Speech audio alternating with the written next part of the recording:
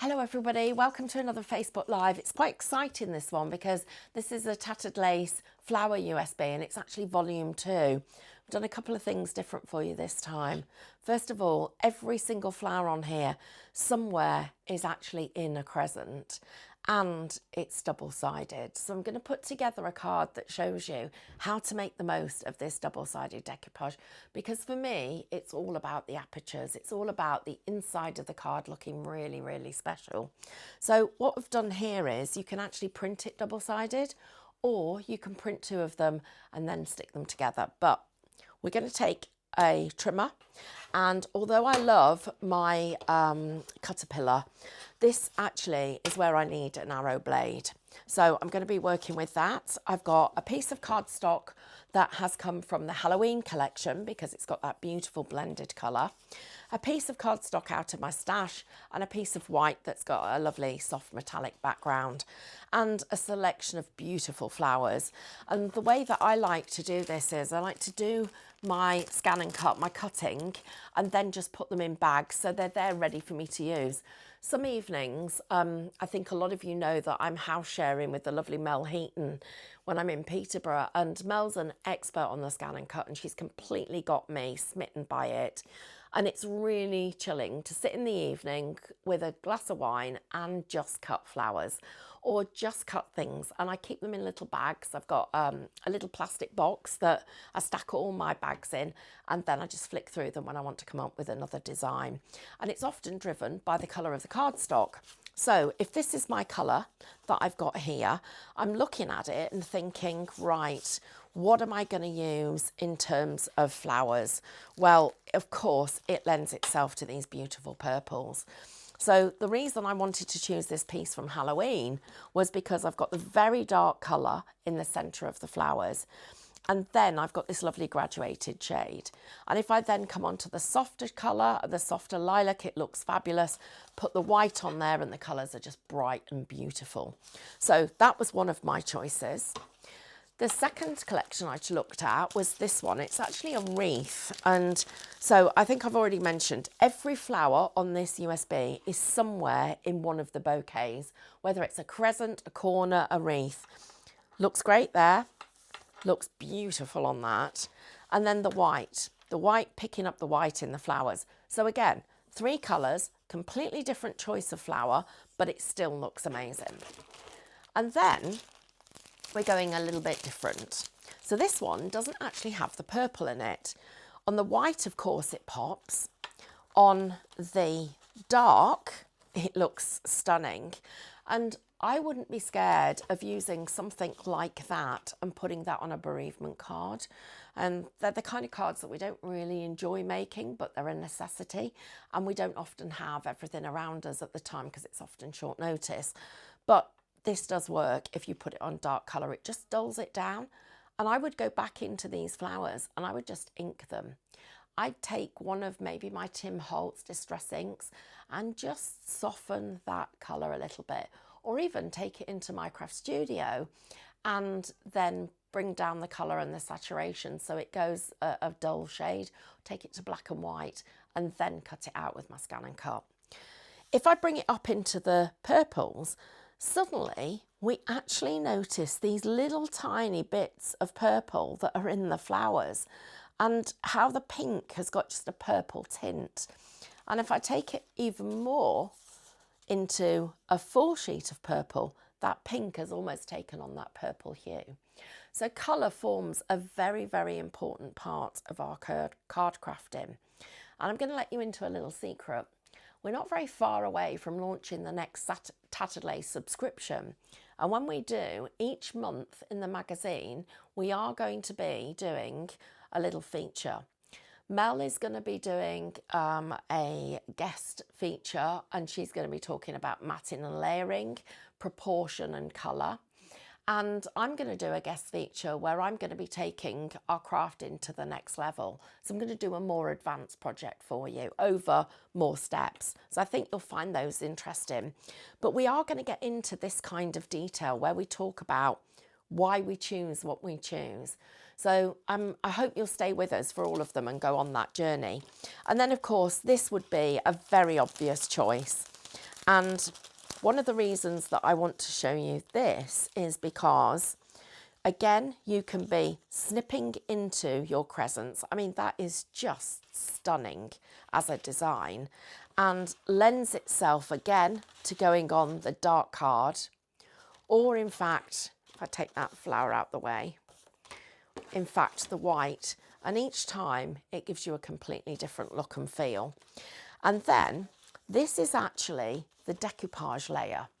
But if I take it and I place it the other side and I overlay the edges of the crescent, I've created another wreath.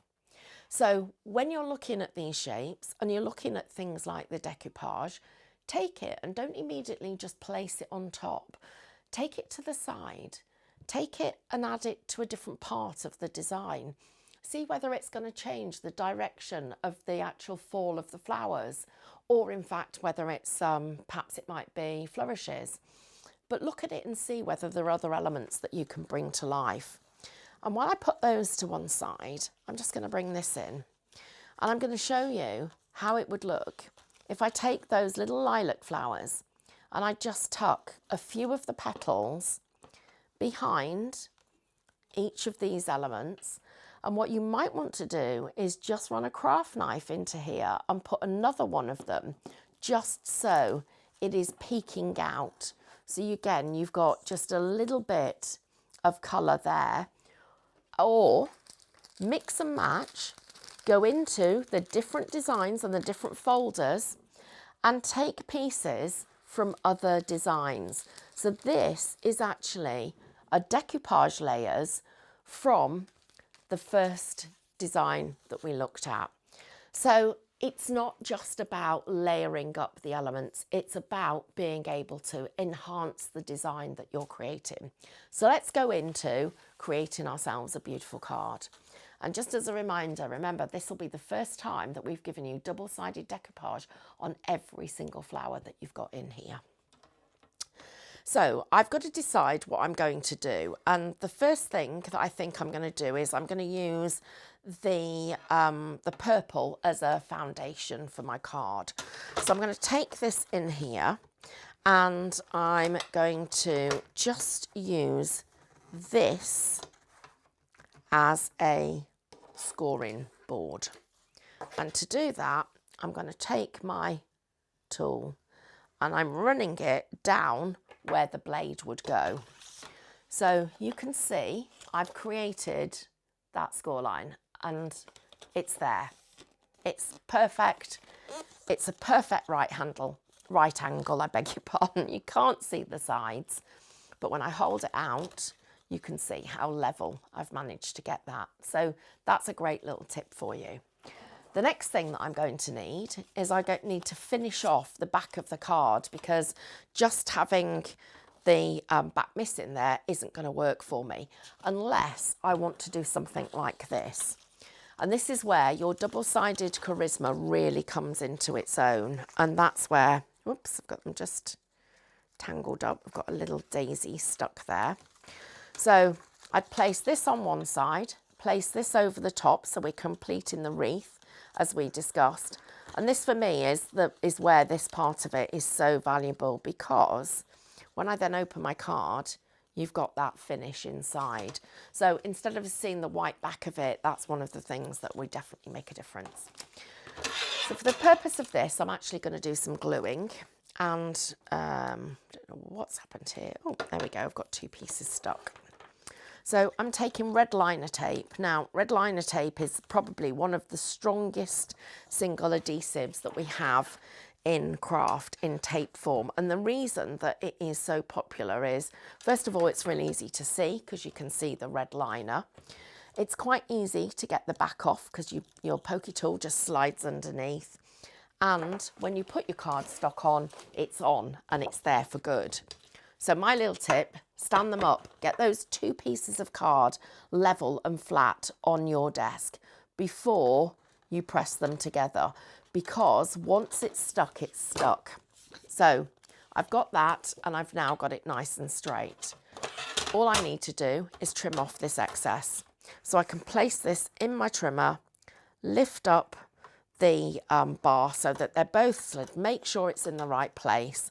And then I'm just going to slide this back out so that I get a straight cut. And what I would do here, so that the inside is all the same colour, is put that piece inside.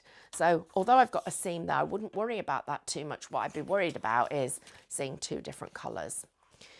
Okay, so we're good to go, and now we're ready to start doing our aperture. So I'm going to take the piece that I've got here, and I need to look at what I want my aperture to look like and what size. And to do that, I'm going to take the design I've got, and I've got it so that this would probably be a little corner for me. And I'm going to mark by holding it onto my card. So I'm now starting to see the proportion. I'm looking at the size of the border. The smaller I go, the more elegant it looks. The wider, the more dramatic. If I'm coming to this width, I'm going to mark my card about there. I'm going to do the same about there. So I'm liking that wider border. I can move that out of the way, and you'll notice that I've chosen to graduate it from the lighter purple into the really dark, really midnight. And then I'm going to come into my trimmer, and I'm going to check where that little notch is that I made and slide that down so that I know I'm going to be cutting at a perfect right angle, and take my trimmer up. And then I'm going to do the same thing. So I'm looking at where the little notch is. So let me just see that. Lining it up as best I can with where the cutter's going to go. And I'm going to let that go all the way down. So I've now got a piece that's going to sit on the front of my card. Now, if you ever find that particularly with V-blade trimmers, you occasionally get fluffy edges, it's normally in one direction of the card. And so you'll notice this side really smooth, this side a little bit fluffy. Just take your finger and run it over. So you're rolling the fibres of the card to the back, and you'll end up with it perfect. If I place that now on the front of my card, quite like the proportion. But I want to show this purple through. So I'm going to come back onto here, and I'm going to use the edge of the actual frame to make this work. And I'm going to press in my blade, and I'm going to take it up to within the distance that I've come in from the edge. I'm going to take that, and I'm going to turn it round. And I'm now going to come back down, line it up, and where the blade will pierce the card in line with this crossbar and directly in the centre. So I'm just going to check that. I'm back to that edge again, so I know that my border is going to be the same, and I'm going to come down to the bottom. I'm going to do the same on the other side, over to the edge as I am here, and go up to where I cut, and I can feel it once it's touched that cut line. Back over again, over to the edge, and up to the top that I've got there. Now this should just drop out for us.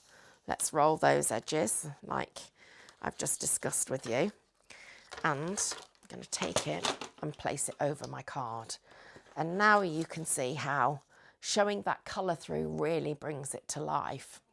But I want to show you one more thing, because we've got the panel that we've got here. I've got this spare piece of card that I've got, and it is just about, well, if I hold it like this, you'll see. It is literally, if I put it to the edge, it's about 3 mil wider. I want to use the white, and I'd like to put a little frame inside here. So I need to be quite careful with this cutting. So I'm going to come back in, and I'm going to cut my aperture. And if you are worried about keeping this so that it's always lined up, come back to where we started with our red liner tape.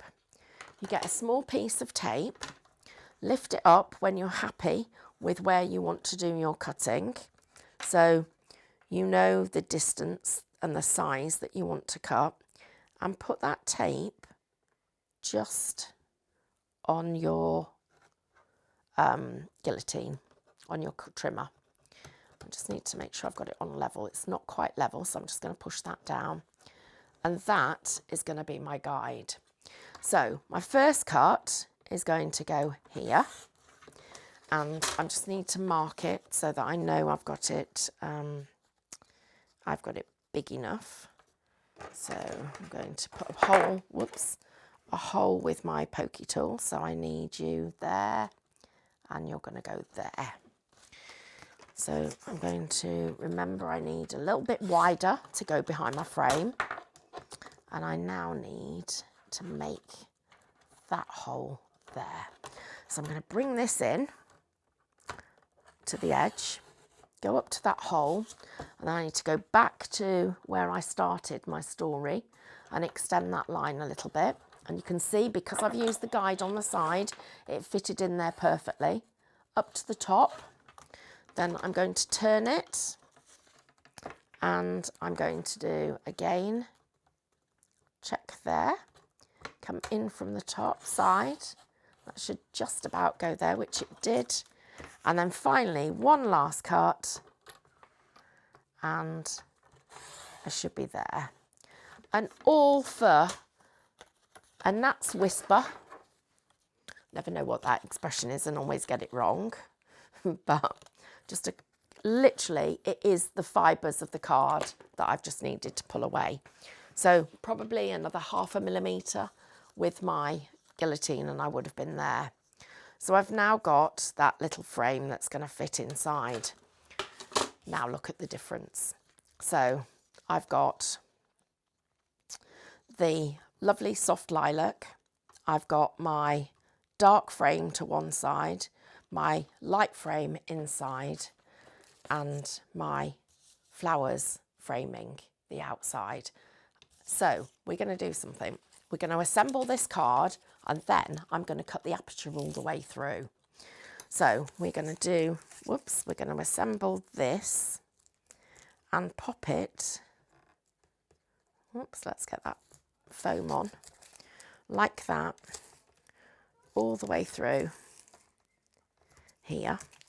Let's get the tape off. I've got a little bit of tape on my fingers, but we'll get that off using my pokey tool, because if you find your pokey tool sticking, it might be that you've got adhesive on the end of it, which I have there. So I'm just going to lift that off and get underneath here. Come on, please. And it's interesting because you'll find some foam is better than others. This is one, I think I've got a rogue roll here, and the adhesive isn't wanting to stick. I'm just going to give it another tug. If that happens, so if you find that you end up with it on your finger, so the adhesive has actually come off the tape, the actual foam part of it, then do what I'm about to do here. I'm going to come into the middle. I'm going to just split the actual backing, and I'm going to lift it from in the centre, and I'm going to go either side of it. There you go. Got you. Oops, just need to lift that piece. There. That played up, didn't it? Do you guys talk to yourselves when you're crafting? Because my goodness me, I certainly do. And I think I told you, everybody, the other day, I was painting and I was in a field, and I was actually talking to myself, and I was on the phone, and lady came up to talk to me, and a little girl said, I was painting one of the gnomes. Little girl said, "Mummy, can I have one of those talking gnomes?" And the lady started talking to me, and I thought, she thinks I'm talking to the gnome. She really did think I was talking. I was on the phone, but she thought I was talking to the gnome. It made me feel quite comfortable, actually, because I thought I can do it again, can't I? So anyway, I'm going to come in here, and I'm just going to use my guillotine, and I'm going to use the edge of the ruler on the edge of the frame. I'm going to pop that down and trim. I'm going to do the same on the other side, the edge of the frame on the edge of the guillotine. And I'm really hoping that I haven't set myself up for a fall, because I think I might have done. Should have done it before I did all my gluing and sticking. But we've got to find a way around this. So let me think this through. Okay, well, I guess the best way is going to be to take the backs away from each other. It means my tape's in the way, so I can't tear it. I'm going to have to cut it. So let me show you a solution. Let's go in here and we'll do this first. So we're going to have to take that piece away. I do like it sometimes when things go wrong. It's not the best when you're demoing because you do think, oh my gosh, what are they going to think? But it makes you think about the solutions. So I'm going to come back in here and I'm just looking at where I am. I haven't quite got a big enough aperture on one side, but I can put that right in a second. I'm just going to go up there. And this one's the one that hasn't got big enough aperture. So I'm just going to make sure I've got that in. Yep, there we go. So that's up there. And then let's get this final panel out and show you the answer to that problem. And actually, it's good to think outside the box sometimes, and it's good to have to come up with different solutions. So that's all of that piece. I'm going to stick this on first before I show you the answer to the problems. So let's go round with our tape pen. Let me see if I've still got tape here, which I have. And you know, I mentioned sometimes that foam comes off. It has, so I'm just going to put some tape on there. And got a bit missing there too. Pop my frame on top, as you can see, we're going to do here. Right. And this is how we're going to create a solution. So we're not going to worry about the inside because we want it to look, in fact I will do it like this because it's the inside I want to show you. So I'm going to take my tape pen and I'm going to put a line down there. I'm going to put this to one side, as I've got here. And I'm going to take it back into my trimmer. Sometimes I feel like I should say a prayer because, my goodness, I get out of so many little tricky little things where it could have gone wrong and it manages to go right. I'm blessed. So remember the tool that we use that goes, you score it down the centre. So I've just scored down that line so that now when I lift this up, and I can't quite, well, it's not stuck, so I'm just going to need a bit more adhesive. Sorry about this, everybody. I'll put you in there. Look at this. Talk about being saved. There. So I've got a score line and I've actually used that to save the fact that I made a mistake. But this is the bit that really makes the difference. It's all this is going to need is a sentiment, and it would not look anything like as good as it does without this double-sided decoupage. And for me, the finish that you get when you open that and you see inside that decoupage makes all the difference. We're ready to just put a sentiment on there. And if you've got all your bags cut out and you've got your card shapes ready, even when you make a mistake, you can rescue it and the cards are going to look amazing.